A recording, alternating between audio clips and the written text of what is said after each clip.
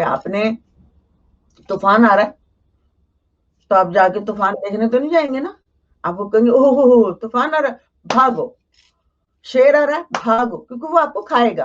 Okay, ऐसी चीजें हैं जो आपको खा सकती हैं, डैमेज कर सकती हैं, आपकी बॉडी को डैमेज कर सकती हैं, तो you should run from there. तो ये एंजाइटी का सही इस्तेमाल है। लेकिन हम लोग क्या करते हैं कि एंजाइटी का गलत यूटिलाइज कहाँ पे होता है?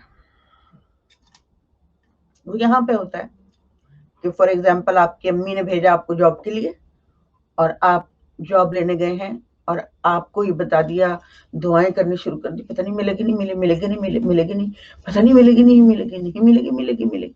इतनी ज्यादा आपके अराउंड एनर्जी डेवलप कर दी जाती है, आपके माइंड में भी, और खुद उनके, फॉर एग्जाम्पल कह रही हूँ मैं, उनके सराउंड भी हो जाएगी, या जो भी मदर इस तरह करती है, जो भी रिश्तेदार इस तरह करता है, तो आप भी उस नेगेटिव एनर्जी को, मैं नहीं कहती नेगेटिव एनर्जी, नेगेटिव थॉट कहती हूँ, नेगेटिव थॉट की बेस उसके एक ऑरा बन जाता है, जिसकी बेस पर आप अपना कॉन्फिडेंस ही लूज, इवन सब कुछ पता है आपको, फिर भी अगर आप पहली दफा जा रहे हैं, दूसरी दफा, या ये सोच के जा रहे हैं यार पता नहीं मिलनी, तो बिल्कुल 100% होता है, क्योंकि आपकी और उनकी एनर्जी अगर जुड़ी हुई है, for example wife, for example mother, father, brother, sister, कोई भी ब्लड हो सकता है, जो आपसे प्यार करते, जो जुड़ा हुआ है, जो जुड़ा है ना, अगर उसने है तो वो फिर आपको करेगा, वो उसकी एनर्जी आपके ऊपर वर्क करेगी।